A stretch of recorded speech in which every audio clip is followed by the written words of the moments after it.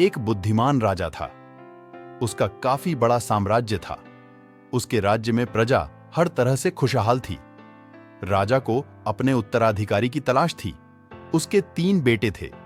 राजा इस पुरानी परंपरा को नहीं निभाना चाहता था कि सबसे बड़े बेटे को ही गद्दी पर बिठाया जाए। वह सबसे बुद्धिमान और काबिल बेटे को सत्ता सौंपना चाहता था।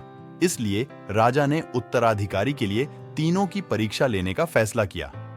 राजा ने तीनों बेटों को अलग अलग दिशाओं में भेजा।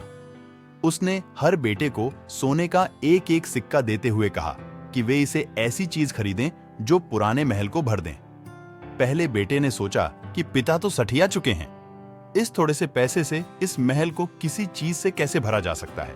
इसलिए वह एक मयखाने में गया, शराब पी और सारा पैसा खर्च डाला। राजा के दूसरे बेटे ने इससे भी आगे सोचा। वह इस नतीजे पर पहुंचा कि शहर में सबसे सस्ता तो कूड़ा कचरा ही है, इसलिए उसने महल को कचरे से भर दिया।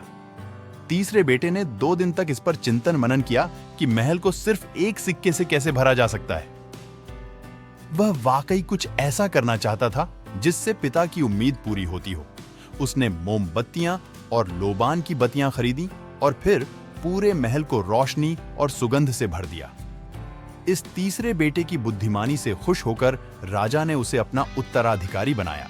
दोस्तों, तो इस कहानी से हमें यह सीख मिलता है कि बुद्धि से कुछ भी पाया जा सकता है।